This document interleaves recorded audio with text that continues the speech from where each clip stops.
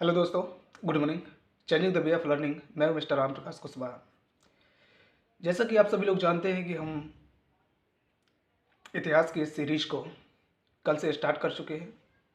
हमारा पहला वीडियो आपको प्लेलिस्ट में मिल जाएगा। हालांकि हम उसने कुछ चर्चा नहीं की थी, केवल हमने ये बताया था कि हम जो है भारतीय इतिहास की एक सीरीज स्टार्ट करने वाले हैं, जो कि आज से पहली क्लास है। इसमें हम जानेंगे कि भारत के इतिहास को किस तरीके से भारतीय इतिहास में घटनाओं का क्रमबद्ध ज्ञान जिसे कहा जाता है, यानी कि क्रम से जो भी विवरण मिला उसके जो भी पीटी में, चाहे वो Madhya Pradesh public service commission हो यानी कि मध्य प्रदेश लोक सेवा आयोग हो, चाहे वो यूनियन पब्लिक सर्विस कमीशन हो, चाहे वो स्टेट पीएससी हो, या किसी भी वनडे एग्ज़ाम हो, चाहे वो पटवारी या किसी भी तरीके की कोई भी एग्ज़ाम हो, जो लोग भी तैयारी करते होंगे किसी भी गवर्नमेंट एग्ज़ाम्स की, उनको मालूम होगा।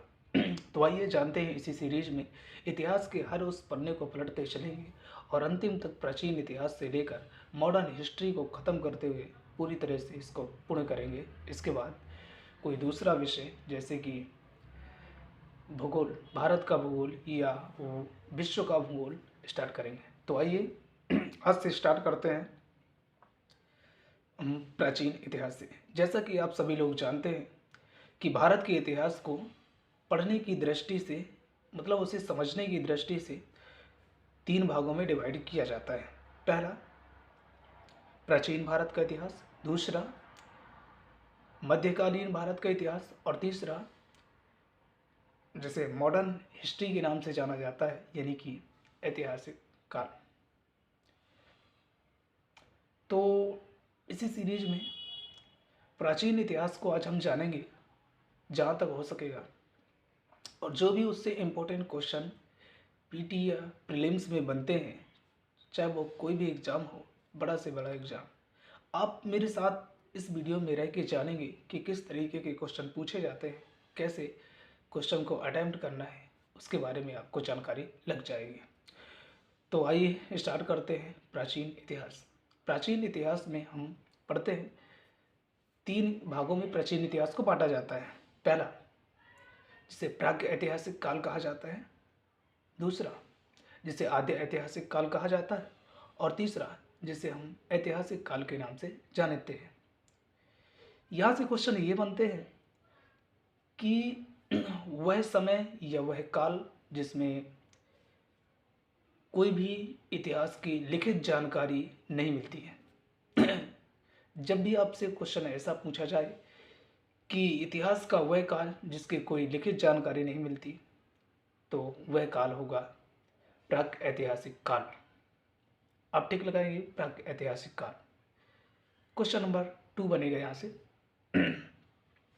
वह समय या वह काल भारतीय इतिहास का जिसकी लिखित जानकारी तो मिलती है लेकिन उसे पढ़ा नहीं जा सका है आज तक, तो उसमें आप टेक लगाएंगे आद्य ऐतिहासिक काल। उदाहरण के लिए मैं आपको बता दूं, सिंधु घाटी सभ्यता, जिसमें पत्थरों पर ऐसी भाषाओं का प्रयोग किया गया है जिसे कहा जाता है ना कि कौन सी वाली भाषा,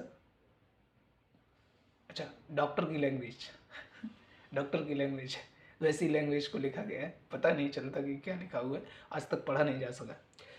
तो इस सीरीज में जब दूसरा क्वेश्चन आएगा, आपसे पूछा जाएगा कि वह समय या वह काल जिसका कोई लिखित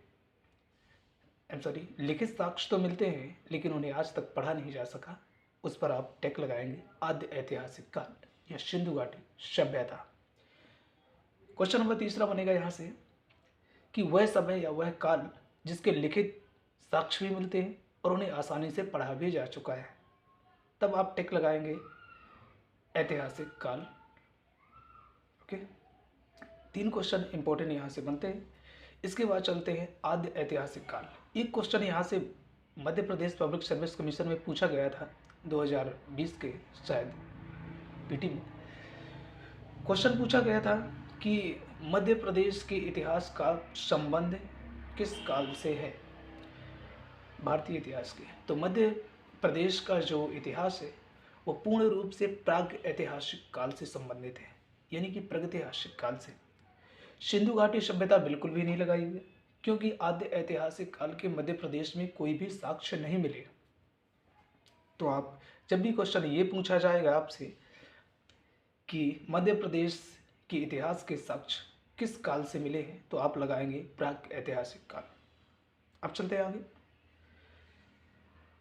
प्राक ऐतिहासिक काल को भी 3 भागों में डिवाइड किया जाता है।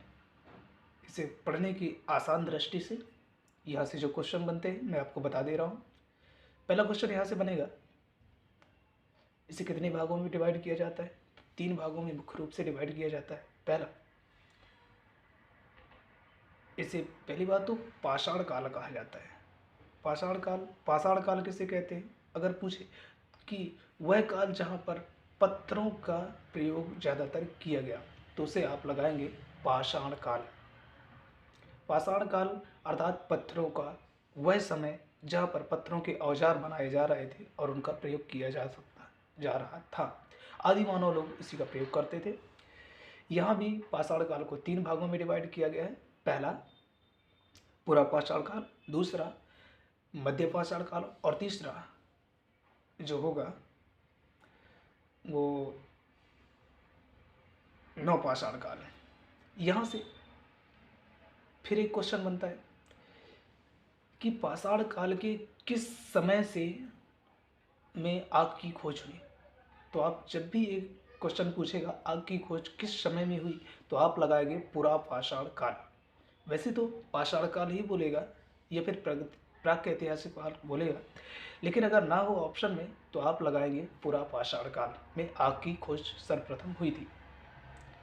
दूसरा क्वेश्चन पूछेगा आपको कि मानव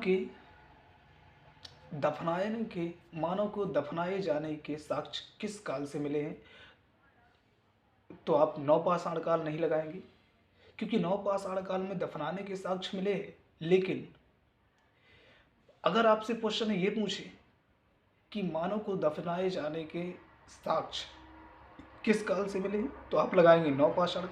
अगर क्वेश्चन में ये लिखा हो कि मानव के दफनाए जाने के साक्ष्य सर्वप्रथम कहाँ से प्रारंभ हुआ, तो उसमें आप लगाएंगे मध्य पाषाण काल। ओके। इसके बाद अगर आपसे जब भी क्वेश्चन पूछा जाएगा, एक क्वेश्चन ये पूछेगा कि पाषाण काल में सर्वप्रथम कृषि के साक्ष्य किस समय काल से मिले, तो आप लगाएंगे नवपाषाण काल। एक क्वेश्चन और पूछा जाएगा आपसे कि मानव ने अपना पहला पालतू जानवर किससे बनाया, तो आप लगाएंगे कुत्ता। कुत्ते को और किस काल से पूछेगा, तो आप बताएंगे नवपाषाण काल। क्योंकि नवपाषाण काल में आप सभी लोग जानते हैं कि जो मानव थे वो उन्होंने मांस आग की खोज हो गई पूरा पाषाण काल में। तो जो मध्य पाषाण काल है उसमें दफनाए जाने लगे। तो जो नवपाषाण काल आता है उसमें लोगों ने जो कुत्ता होता था, क्योंकि आप जानते हैं कि वो लोग मीट ज़्यादा खाते थे, मतलब भूंज के, तो कुत्ता उनके पीछे रहने लगा। क्योंकि उस जब भी उन्होंने खाया होगा, कभी कहा जाता है कि उन्होंने कभी खाया होगा मांस, तो कहीं भी डाल दिए मीट को, तो जो कुत्ता होता है वो मीट खाता है ज़्यादातर तरीके से, तो उनके पीछे जब भी उन्होंने डाला तो उनके पीछे हो गए। इसीलिए पहला जानवर आदि मानव का जो हुआ वो था, कौन था? कुत्ता। तो कुत्ता लगाएंगे, पहला पालतू जानवर मानव का कुत्ता। ठीक है। अब यहाँ पूछेगा पहली कृषि किसकी हुई, तो आप लगाएंगे नंबर 1 पर जौ। जौ की खेती किस स्थान पर सर्वप्रथम हुई, तो आप लगाएंगे ईरान पर। ईरान में जौ की खेती सर्वप्रथम हुई। दूसरा क्वेश्चन आपसे बहुत ही इंपॉर्टेंट पूछा ही जाता है कि कृषि के साक्ष्य सर्वप्रथम कहाँ से मिले, तो आप ऑप्शन लगाएंगे उसमें हमेशा मेहरगढ़। मेहरगढ़ में चावल के साक्ष्य मिले हैं। और अगर मेहरगढ़ ना हो, अगर ये पूछा जाए कि प्राचीनतम और नवीन कृषि के साक्ष्य सबसे अधिक कहाँ से मिले हैं या चावल के साक्ष्य, तो आप लगाएंगे लोहरादेव। ओके, लोहरादेव लगाएंगे। इसके बाद ये आपका जो है प्राग ऐतिहासिक काल यहाँ से जो भी है ख़त्म होता है। इसके बाद हम अगले वीडियोस में जानेंगे। तो यहाँ से मैं आपको बता दूँ इससे पहले कि यहाँ से जो भी क्वेश्चन बनेंगे आपसे, ज़्यादातर क्वेश्चन इन्हीं में से पूछे जाते हैं और इतने ही क्वेश्चन आपको अगर कंठस्थ है तो सही तरीके से आपको पीटी में जो भी यहाँ से क्वेश्चन बनेंगे आपको ज़्यादातर आप अटेम्प्ट कर पाएंगे। तो इसी के साथ आज के इस वीडियो को हम समाप्त करते हैं। और जो भी मेरे भाई बहन देख रहे हैं हमारे वीडियोस को ज़्यादा से ज़्यादा लाइक करें, सब्सक्राइब करें और शेयर करना बिल्कुल भी न भूलें। और अपने यार मित्र और दोस्तों को बताएं, आप लोग पढ़ाई करें। मैं ये नहीं कहता कि आप केवल मेरे बस में रहें, बस आप पढ़ाई करें। और जब भी आपको मनोरंजन या ऐसा कुछ लगे तो क्वेश्चन को अटेम्प्ट करना, और अगर समझ में याद ना हो तो इन क्वेश्चनों को, मेरे वीडियोस को आप देखें, ज़्यादातर देखेंगे, जितनी बार देखेंगे आपका रिवीजन भी होगा और आपको इससे प्रॉफिट ही होगा। जो भी क्वेश्चन आपको आएंगे ज़्यादातर क्वेश्चन आपको यहीं से मिलेंगे। तो इसी के साथ आज का वीडियो को हम यहीं समाप्त करते हैं। तो ओके, थैंक यू बेहद लक, और आप सब लोग अच्छे से रहिए। अगले वीडियोस हमारा कल आएगा, उसका आप और जो भी जानकारी आपको चाहिए तो हमारे प्लेलिस्ट में चले जाइएगा, आपको सारी वीडियोस एक सीरीज़ से मिल जाएंगे हमारे इस इतिहास के सीरीज़ के। तो हम मिलते हैं अगले वीडियोस में, तब तक के लिए थैंक यू।